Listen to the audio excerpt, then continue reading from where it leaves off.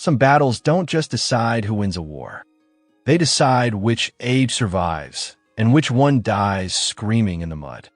In the summer of 1346, on a quiet hill in northern France, the medieval world tilted on its axis. Armor that had ruled Europe for centuries would prove useless. Noble blood would soak into farmland, and men dismissed as peasants would unleash a weapon so devastating that history itself would never recover. This is the day chivalry collapsed. This is the day Crécy rewrote warfare. 100 arrows every second. A solid wall of death that darkens the sky and turns the air itself into a howling scream. When the arrows fall, they punch through steel, shatter bone, and tear horses apart.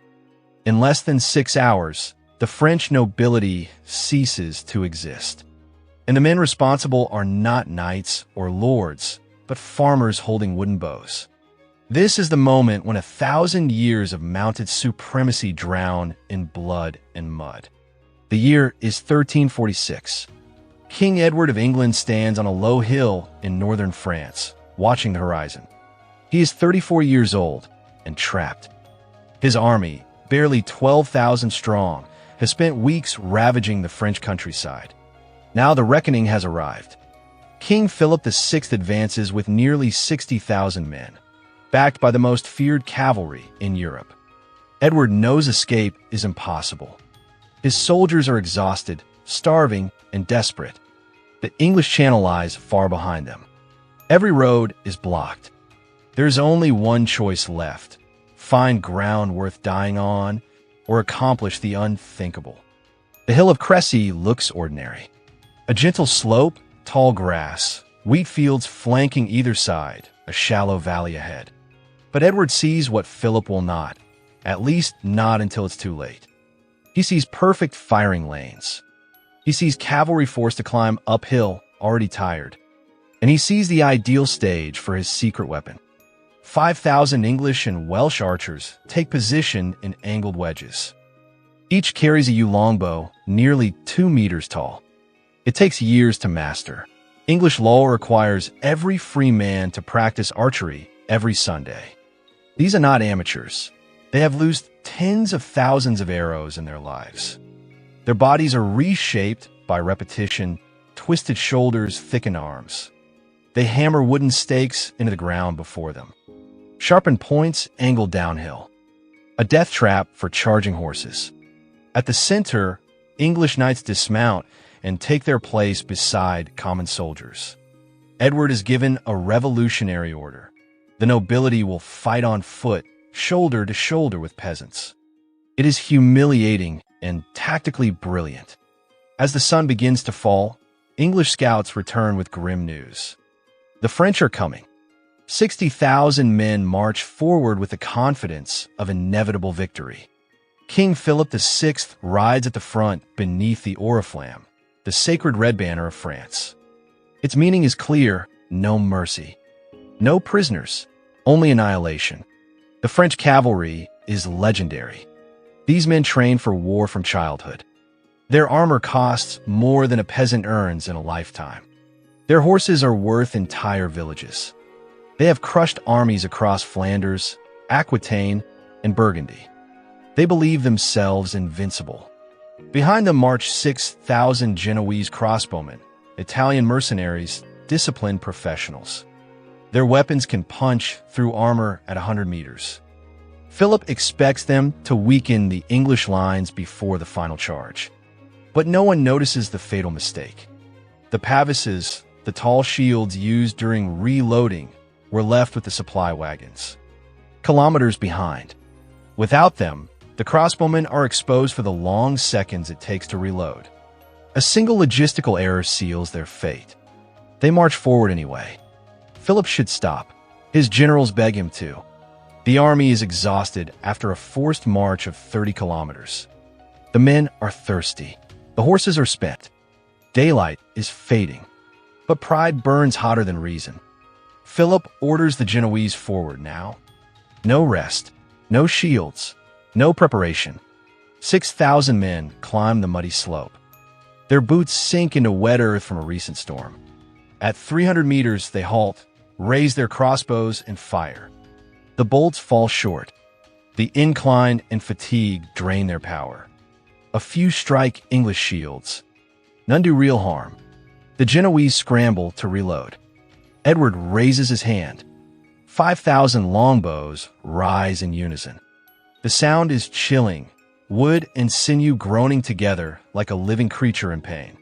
Each archer aims slightly upward. Precision doesn't matter. Volume does. Edward drops his hand. 5,000 arrows launch at once. The roar is deafening. A black cloud climbs into the sky, blotting out the setting sun. For a frozen heartbeat, the Genoese stare upward, watching death descend. Then the storm hits. Arrows tear through flesh, leather, and bone. Men collapse by the hundreds. Some scream, some convulse. One man takes 3 arrows in the chest and remains standing for seconds before falling. Another loses an eye and runs blindly downhill. Before they can react, the second volley arrives. Then the third. English archers fire 12 arrows a minute. Veterans reach 15. A crossbowman needs 30 seconds to reload. An archer needs 5. The math is merciless. The Genoese break. Panic spreads. They drop their weapons and flee downhill, trampling the wounded. Philip watches in disbelief as his elite mercenaries run. Fury overtakes him. He gives the order that turns defeat into catastrophe. The cavalry charges straight through the retreating Genoese. Thousands of armored riders surge uphill as crossbowmen scatter downward. The collision is horrific. Horses crush men under iron hoofs. Skulls burst, ribs shatter, screams vanish beneath thunderous impact. Formation collapses. Horses stumble over bodies. Knights fall and are crushed by their own ranks. And still the arrows fall. Now the archers aim lower at horses. A wounded horse is more dangerous than a dead one. An arrow in the neck sends an animal into madness. Riders are thrown. Horses crash into one another. The slope becomes a slaughterhouse of noble flesh. Those who press on meet the hidden stakes. Horses impale themselves. The sound of wood-piercing muscle turns stomachs. King John of Bohemia rides forward despite his blindness, tied to his retainer's reins. His horse falls. He never rises. English arrows seek armor gaps, armpits, visors, knees. Knights die, choking in mud, dragged by panicked horses. Wave after wave charges. Wave after wave is erased. Night falls. The killing does not stop. Prince Edward, only 16, fights on the front line beneath his banner. The French focus on him, desperate to capture the air. He is struck and staggered. A French knight raises his sword. Welsh archers abandon their bows and rush in with daggers, stabbing into armor joints. The prince is saved. A messenger reaches the king, warning that his son is in danger. Edward asks only one question: is he alive? When told yes, he refuses to send aid. Let him earn his spurs. The soldiers hear this and close ranks tighter around their prince. By torchlight, Crécy becomes hell itself. Bodies pile. Horses scream. Men drown in mud beneath their own armor. By dawn, French chivalry lies broken. And the age of the knight dies on that hill. Men at arms swarm the fallen French knights, striking from every direction. The armor meant to protect them becomes a prison. One knight slips on blood-soaked ground and crashes onto his back. The sheer weight of his steel locks him in place. He thrashes, trying to roll, but it's hopeless. An English soldier straddles his chest and draws a miséricorde, a long, narrow dagger crafted for mercy killings. The blade slides through the visor slit, pierces the eye, and reaches the brain. Death is immediate. Nearby, another French knight fights with inhuman fury. He cuts down 4 English soldiers before a halberd smashes into the back of his knee. The joint explodes. He pitches forward. Before he can scream, 3 Englishmen drive blades into his armpits, the weakest seams in his armor. Blood pours out in thick streams. It takes nearly a full minute for him to die as they pin him helplessly to the ground. King Philip VI watches in mounting horror. Thousands are already dead, yet the English lines remain unmoved atop the hill. His advisors beg him to withdraw, to wait for dawn, to regroup what remains of the army. Philip refuses. He cannot return to Paris, admitting that peasants with bows annihilated France's nobility. He orders another charge, the 15th of the night. The knights obey without protest. Their horses are so spent they barely manage a trot. Tongues hang loose, flanks froth with white foam. Some animals collapse from exhaustion before even reaching the slope. Those that advance become easy targets. Arrows punch through armor and flesh alike. This is no longer a battle, it is an execution. Noble after noble falls like livestock in a slaughterhouse. From the rear comes an unexpected figure. John of Luxembourg, King of Bohemia. 50 years old, blind for a decade. A legendary warrior. He hears the clash of battle and demands to be led forward. His attendants plead with him, "This is not combat," they say, "it is a massacre. There is no honor left here." The blind king refuses to listen. His code will not allow him to remain behind. His knights chain their horses to his, forming a living guide. Together they charge, unable to see the stakes, the bodies, the carnage beneath their hooves. One horse leaps a corpse, the chains tangle. The line collapses. Horses and riders fall in a heap of metal and flesh. English archers close in. They recognize the banner of Bohemia. The fallen king lies trapped beneath his dead horse, armor dented, body pinned. An archer approaches, dagger raised, and hesitates. John of Bohemia is respected, even by enemies. Then the archer remembers the oriflamme. No mercy today. The blade finds the blind king's throat. Dark blood spills into the mud. He dies without ever seeing his killer. His knights perish, still chained beside him. When the English strip the bodies, they find his emblem, 3 white feathers. Prince Edward will later adopt it as his own. Born this night, in blood and mud, it will mark the English heir for centuries. The 16th French charge is the last. Barely 200 knights remain. They are too weak to hold their lances. They walk their horses uphill. The English archers almost feel pity. Almost. One final volley. The French fall like cut wheat, quietly, without drama. They simply collapse and do not rise again. The silence that follows is worse than the screams. At dawn, the scale of the catastrophe is revealed. The hill of Crécy is carpeted with corpses stretching more than a kilometer. Thousands of French nobles lie tangled in mud. Once polished armor is dulled with dried blood and filth. Crows descend in black clouds, tearing eyes from sockets, pecking at open wounds. English soldiers move among the dead, deciding who lives and who dies. Wealth determines fate. A rich noble is worth ransom. A poor knight is a burden. Fine Milanese steel means survival. Plain iron means execution. Raoul de Brienne lies beneath 2 corpses, motionless all night, pretending death. He hears boots approaching. A kick shifts the bodies above him. His armor is inspected, gold inlaid, masterfully worked. Worth a fortune. He is dragged from the pile, alive but broken. Raoul looks around and feels his soul shatter. Half the men he sees dead were friends, cousins, tournament rivals, slaughtered by peasants with bows. King Edward walks the field with his son. The prince's face is smeared with blood and soot. His armor is dented, but he lives. He has survived his first true battle. Edward places a hand on his shoulder. No words are needed. This is the lesson. Heralds count the dead. The banners tell the story. The Count of Flanders, the Duke of Lorraine, the Count of Blois, the Count of Alsace. 11 princes of royal blood. Hundreds of knights. Thousands of squires and men-at-arms.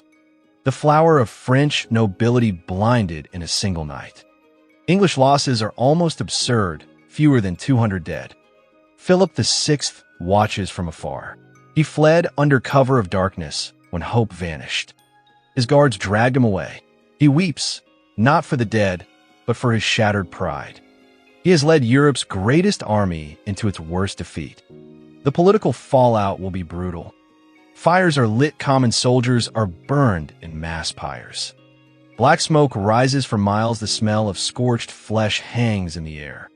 Noble bodies are cleaned and prepared for return, for price. War, even in victory, is business. Nearby, Welsh archers sit in exhaustion. Their hands are ruined, fingers split, blistered, bleeding. One of them, a farmer named Daffod, stares at his longbow. Simple you would. 3 days' wages. With it, he killed more nobles in one night than he had ever seen in his life. He feels no pride, no guilt, only bone-deep fatigue. He loosed more than 200 arrows. His shoulders burn, his fingers bleed, but he is alive and rich. The spoils will buy him land, perhaps a farm, all because of this simple bow. In France, families search for their dead. Bodies are swollen, fly-covered, unrecognizable. Some wives find husbands crushed, pierced by arrows. They collapse screaming beside them. Edward orders no grand celebration, only a simple prayer of thanks. He knows what happened here has changed war forever. Cavalry, the backbone of medieval armies, has been exposed as obsolete. A peasant with 3 years of training can kill a noble who trained all his life. The equation of power is rewritten. Surviving French nobles carry this humiliation like an open wound. They were not defeated in honorable combat. They were erased from a distance. Their skill, their courage meant nothing. Armorers across France receive urgent orders. Heavier plate, thicker steel, more protection. Knights will become walking fortresses, but even that will not be enough for what comes next. English archers loot the field with grim efficiency. Rings are pulled from swollen fingers. Coin purses cut free. Some nobles carried a peasant's lifetime earnings on their belts. Survivors pretending death are discovered and executed without ceremony. One archer kneels beside a wounded French squire, barely 16. A lung pierced, each breath whistles wetly. The boy begs with his eyes. The archer checks the armor, mediocre. Not worth ransom. He presses his knee down. Waits. 5 minutes later, the body goes still. Weapons are taken. Everything has value. Edward orders a monument, a simple wooden cross. It will mark the place where medieval warfare died, where peasants proved they could butcher nobles. In England, archery laws will tighten. More archers will be trained. The longbow has become Europe's most important weapon. New forests begin to disappear. Merchants search Wales, Ireland, even Spain for what's strong enough to survive the strain. A poorly made longbow can shatter in the archer's hands. And sometimes it kills the man who draws it. English boys start drawing the longbow at 7, not for sport, but because the weapon demands a body that must be rebuilt while it's still growing. Strength alone isn't enough. The muscles have to harden into shape year after year, until the craft leaves signatures in bone. Archaeologists will one day see it clearly. The left arm thicker, the shoulder widened, the spine marked where cords of muscle once anchored and pulled like ropes against stone. A veteran archer doesn't simply carry a bow. He is remade by it. In Paris, Philip's counselors scramble for answers that sound like control. Some whisper about banning the longbow, branding it an indecent weapon. Others argue for more Genoese crossbowmen, more mercenaries, more contracts, anything to pretend Crécy was a mistake that can be corrected. Philip hears them out in silence, because he knows the truth no decree can erase. You cannot outlaw a lesson the world has already learned. England has revealed a new arithmetic of killing. The longbow exists now. Other kingdoms will copy it. War will never return to its old promises. French theologians try a different kind of defense, moral outrage.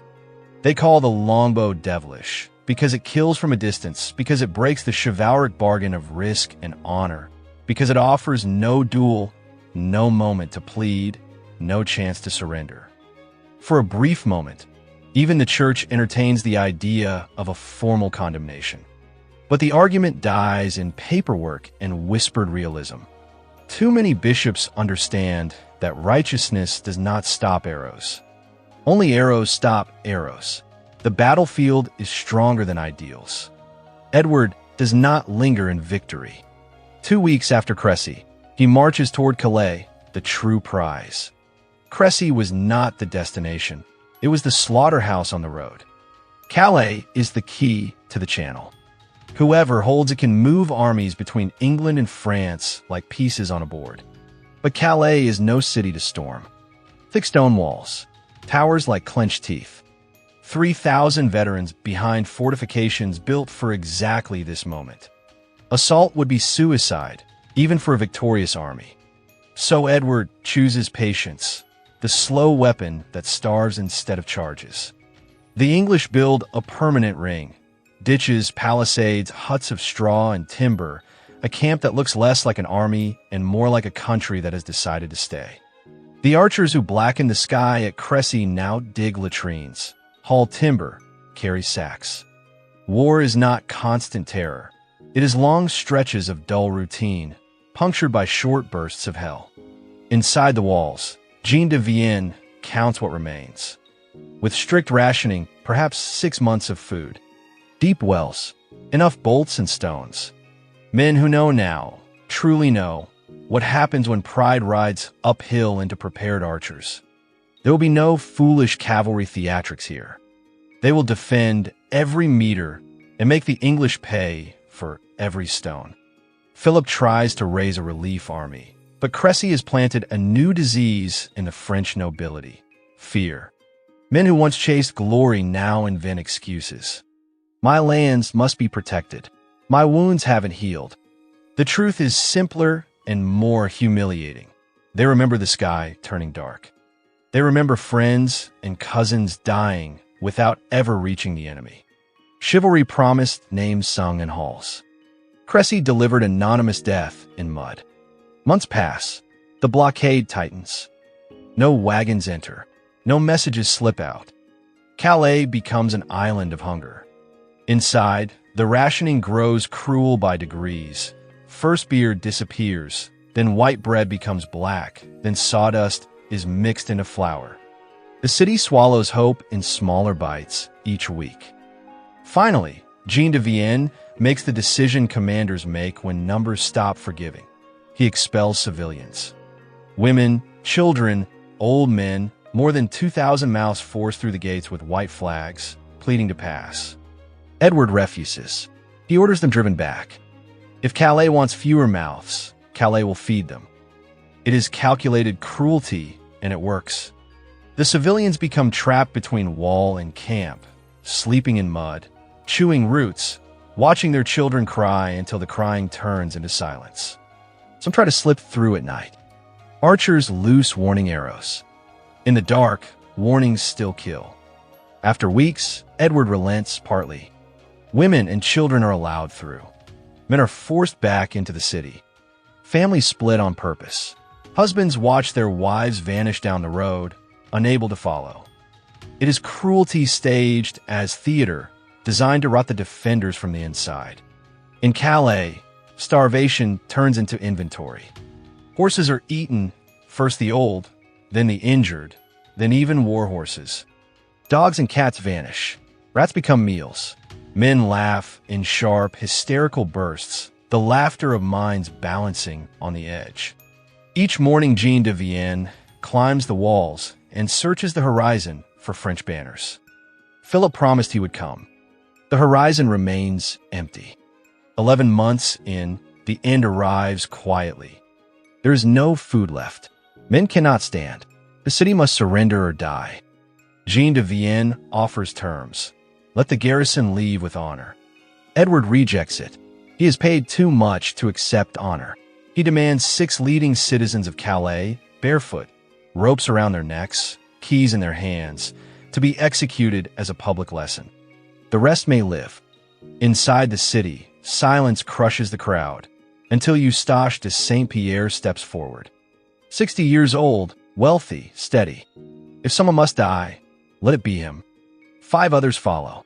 They dress like penitents, remove their shoes, accept the nooses. Children stare without understanding.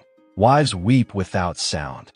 The great iron keys, heavy, black, worn by a century of use, are lifted like a symbol of absolute surrender. The gates open with a groan.